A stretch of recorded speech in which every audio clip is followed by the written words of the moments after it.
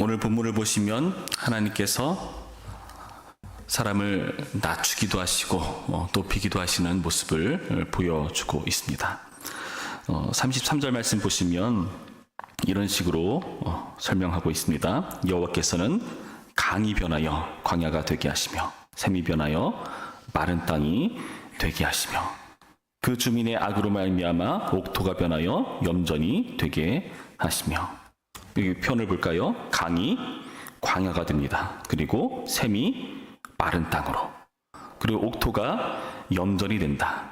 염전이라는 것은 그 땅이 소금 땅이라는 거예요. 그러니까 뭔가를 자라게 할 수 없는 불모지를 말하는 겁니다. 이 모든 낮추게 하시는 일들을 왜 하시는가?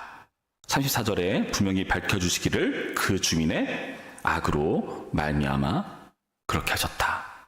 하나님께서 악에 대한 징계로 지금 좋은 것을 나쁜 것으로 변화시키시는 모습을 지금 언급하고 있다는 거죠. 무엇 때문에요? 그 주민의 악으로 말미암아. 하나님께서 가나안 땅을 심판하시려고 합니다. 가나안 땅은 죄악으로 관영할 때 하나님께서 아브라함에게 약속하시기를 그 땅이 죄악으로 가득할 때 그 가나안 땅을 이스라엘 백성을 통해서 그 가나안을 치시고 정복하시고 그 땅을 하나님의 거룩한 땅으로 바꾸시려는 계획을 세우셨죠. 가나안 땅에서 그들이 살아가는데 이제 거룩한 하나님의 백성으로 그 땅에서 살아가야 되는데 이들 또한 그 땅에서 범죄한다면 어떻게 될까요? 하나님의 백성이니까 그냥 그대로 쭉 살 수 있는 것인가? 아니요. 오늘 본문을 보시니까 그 주민의 악으로 말미암아 거기서 살아가는 가나안에 입주한 이스라엘이라 할지라도 그 땅을 오염시킬 수가 있다는 겁니다. 죄로 말이죠. 아담과 하와도 마찬가지였습니다. 에덴에서 그가 잘 통치해 나가다가 하나님께서 그들을 추방하신 이유, 그들의 죄 때문에 스스로 하나님대로 해서 선악을 알게 한 나무 열매를 따먹고 죄가 있는 상태에서 하나님께서 하시는 말씀, 이들이 우리처럼 될까 염려해서 생명나무에 손을 대고 그 죄로 이해가 있는 상태로 영원히 살게 될까봐 그들을 추방하신다고 말씀하시죠. 하나님께서 이처럼 그 악에 대해서는 반드시 심판하시는 분이라는 것을 우리는 알 수 있습니다. 우리도 명심해야 됩니다. 하나님께서 그 악을 징계하시는 분이시다. 하지만 우리 하나님 어떤 분이시죠? 징계도 하지만 다시 회복도 하시는 하나님이십니다. 35절 말씀 봅니다. 또 광야가 변하여 못이 되게 하시고 마른 땅이 변하여 샘물이 되게 하시고 줄인 자들로 거기에 살게 하사 그들이 거주할 성읍을 준비하게 하시고 밭에 파종하며 포도원을 재배하며 풍성한 소출을 거두게 하시며 또 복을 주사 그들이 크게 번성하게 하시고 그의 가축이 감소하지 아니하게 하실지라도. 하나님께서 어떤 일을 하십니까? 또 그 메말라버린 땅을 다시 촉촉하게 바꿔주시죠. 광야가 못으로, 마른 땅이 샘물로. 그리고 이들이 거주할 성읍을 준비하게 한다. 거주할 성읍이라는 것은 이제 그 땅에서 다시 산다는 것을 의미하지 않습니까? 이런 온전한 회복을 하신다고 말씀하십니다. 그런데 어떤 자들에게요? 36절 줄인 자들로 거기에 살게 하신다. 여러분, 이 말씀 우리가 잘 기억해야 됩니다. 하나님께서 애통하는 자, 목마른 자, 가난한 자 이들을 복되게 하시는 하나님이신 것을 다시 한번 생각해 봐야 됩니다. 여러분, 하나님께서요 이들을 낮추기도 했다가 다시 높이기도 하셨습니다. 하나님께서 그들을 긍휼히 여기셔서 다시 높여주세요. 하나님께서 우리를 구원하시고 우리를 주님 예수님 안에서 다시 살아가는 자로 세우셨죠. 여러분, 참 복되지 않습니까? 네, 또 놀라운 사실 39절 볼까요? 39절 다시 압박과 재난과 우환을 통하여 그들의 수를 줄이시며 낮추신도다. 한번 생각해 볼까요? 낮추셨다가 높이셨다가 다시 낮추십니다. 여러분, 그 다음은 뭐 성경에서 기록되어 있지는 않지만은 시편에서 기록되어 있지만 또 어떻게 될까요? 다시 높이기도 했다가 낮추기도 했다가 언제까지 될까요? 여러분, 이 모습을 보면은 우리는 낮추고 높이시는 하나님 잘 알고 있습니다. 근데 이게 반복이 돼요. 이게 뭔가 싶죠? 여러분, 사사기 기억나십니까? 우리가 한때 사사기를 수요 예배 때마다 설교를 들었습니다. 하나님께서 이스라엘 백성들이 죄를 지으면 그에 대해서 어떻게 하십니까? 그 거민들을 통해서 이들을 괴롭게 만드십니다. 압제하십니다. 그럼 그때 이들은 부르짖죠. 괴로워서 비명을 지릅니다. 하나님께서 불쌍히 여기시고 사사를 세우셔서 그들을 구원해내시고 잠시 평화롭다가 또다시 이들이 죄를 짓고, 여러분, 그럴 때 또 하나님 어떻게 하십니까? 또 사사를 세우셔서 구원하시고 평화가 유지됐다가 또 죄를 짓고, 이게 반복이 돼요. 그럼 이쯤에서 생각해 봐야 됩니다. 이 일이 반복되는 이유는 무엇인가? 과연 무엇이 이러한 좋았다가 나빴다가를 반복하게 만드는가? 여러분, 우리는 계속해서 할 수 있는 것이란 죄 짓는 것밖에 없습니다. 그렇지 않습니까? 사사기도 계속해서 회복되는 듯 싶지만은 점점 가면 갈수록 이 돌아가는 그 구조가, 회복됐다가 낮아졌다가 하는 그 구조가 점점 아래로 곤두박질 쳐 갑니다. 삼손 이후로 완전 극에 달하지 않습니까? 그럼에도 불구하고 그 구원받고 죄짓고 또 구원받고 이게 반복되는 이유 뭘까요? 하나님께서 우리를 포기하지 않으시니까 그런 겁니다.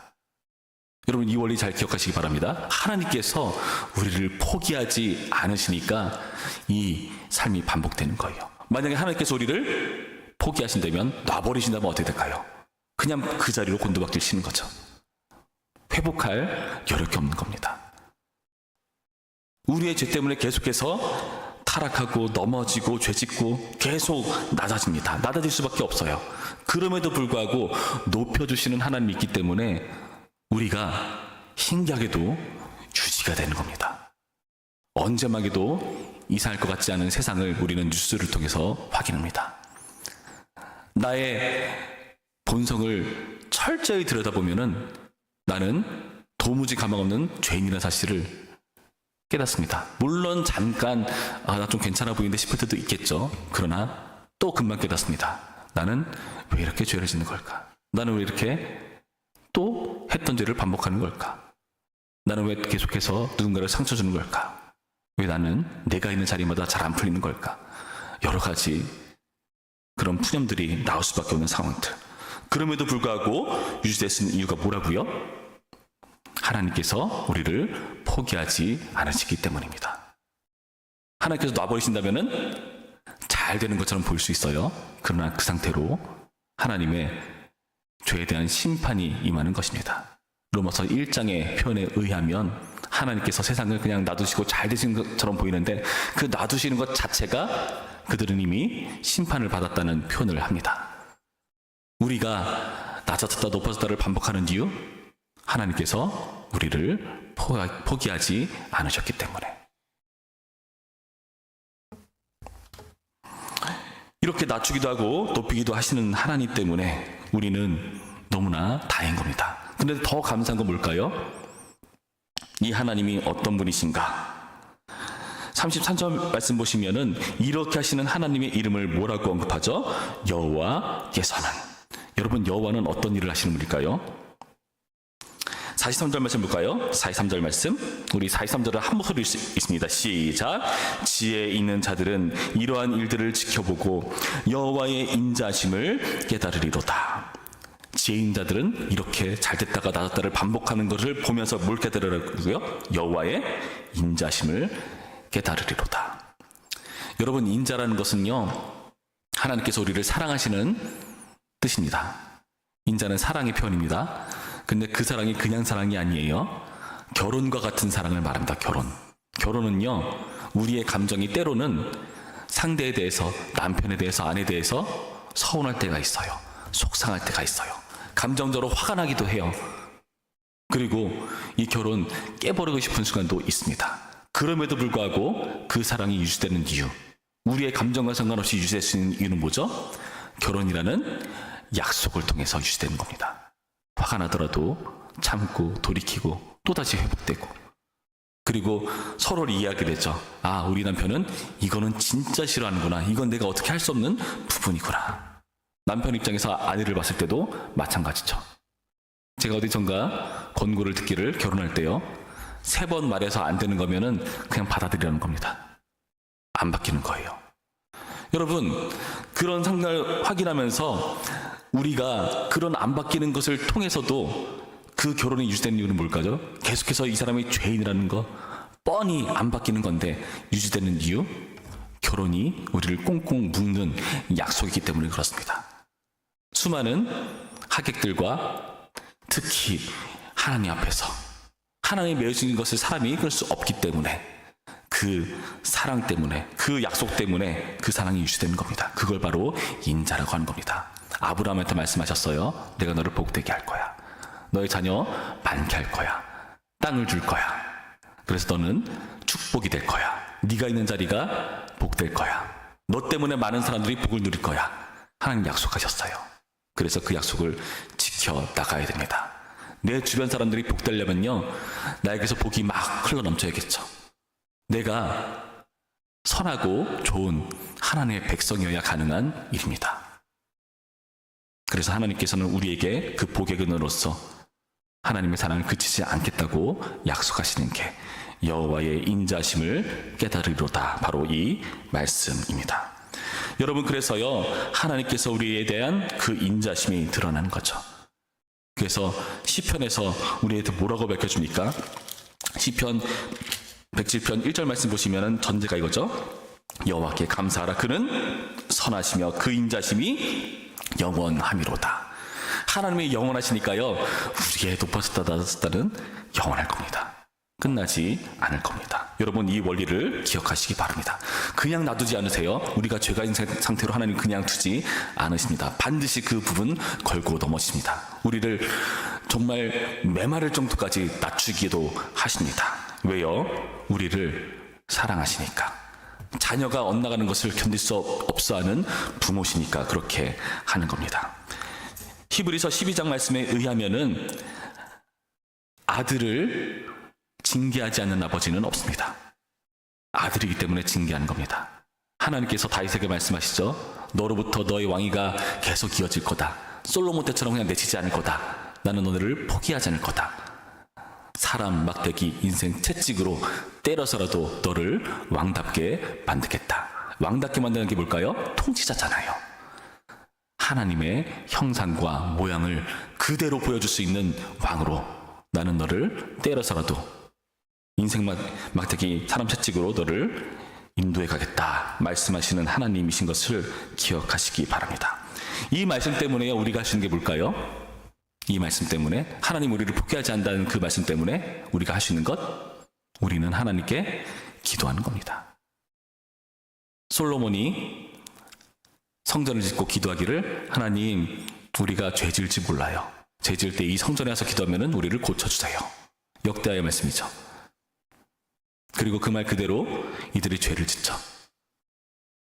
포로로 끌려가까지 합니다. 성전에 올 수가 없어요. 솔로몬이 또 뭘 기도했습니까? 이 성전에 오지 못하는 상황이라 할지라도 이 성전을 향해서 기도하면 들어주세요.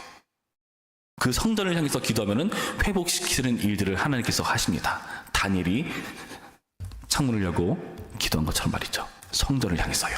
여러분, 우리가 하시는 게 뭐라고요? 하나님께 기도하는 겁니다. 예수님께서 우리 안에 오셔서 우리가 성전 되었습니다. 우리는 항상 성전으로 기도할 수가 있습니다. 낮아진 자리에 있습니까?